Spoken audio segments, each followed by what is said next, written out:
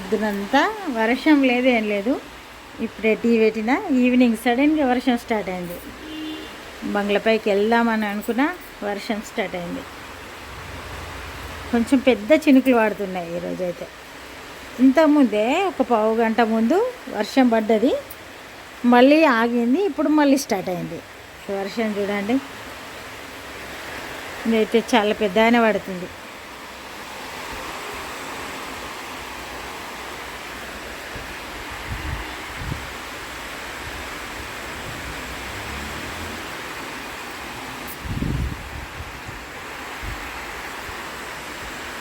పక్షులన్నీ గూట్లకి వెళ్ళిపోయే టైము, మరి ఫస్ట్ వెళ్ళిపోయినాయో ఎప్పుడు వెళ్ళిపోతాయో.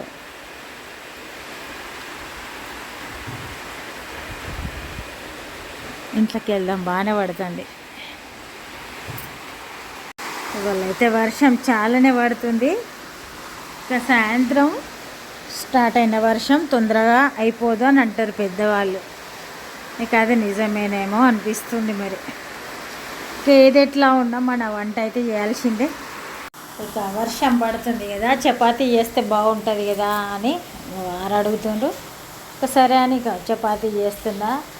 అయితే ఈ వర్షాలు పడుతున్నాయని ఇంట్లో ఉన్నప్పుడు వాళ్ళు ఎటన్నా బయటకు వెళ్ళినప్పుడు వర్షం పడితే ఏది ఉండదు. ఇంట్లో ఉన్నప్పుడు వర్షం పడితే ఇక మార్నింగ్ టైంలో అయితే రకరకాలు, మొన్న నూడిల్స్ స్పైసీగా ఉండేది కావాలనిపించుడు, పగలైతే పకోడీ అట్లాంటి, ఈవినింగ్ అయినా ఏదో ఒకటి మిర్చి అట్లా.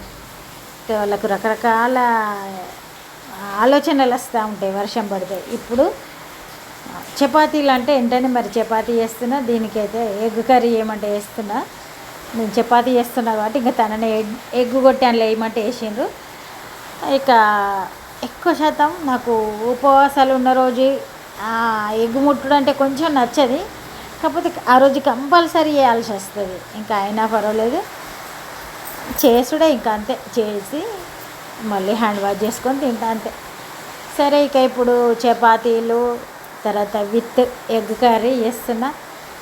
ఇట్లా మనకు వర్షం పడ్డా కూడా ఇక ప్రశాంతంగా ఉండదు, ఇంకా ఎక్కువైపోతుంది అన్నట్టు వంటల సందడి. ఈరోజైతే వర్షం ఈవినింగ్ స్టార్ట్ అయింది కదా, బాగా ఎక్కువ స్పీడ్ తోటి పడుతుంది.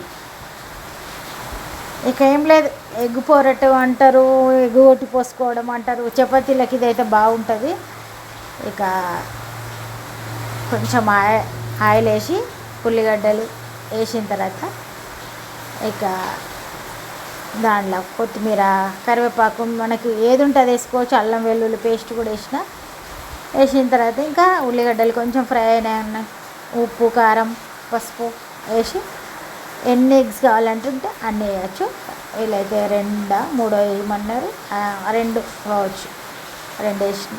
వారేస్తున్నారు కాబట్టి నేను ఇక్కడ చపాతీలు చేస్తున్నా, అందుకని తను వేసిన తర్వాత మరి నేను ఉప్పు కారం అయితే నేను వేస్తా అందాజ కొద్దని ఉప్పు కారం వేసి ఇక మూత అయితే పెట్టా. ఇట్లా ఉంటుంది ఇక అంతే.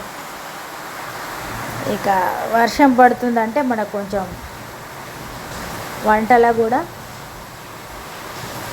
ఎక్కువ టైం తీసుకోదు. ఎగ్ కర్రీ 5-10 నిమిషాలలో అయిపోతాయి కాబట్టి వేడివేడిగా 2 చపాతీలు తినని అని మరి అడిగినప్పుడు చేసి పెట్టాలనిపిస్తుంది.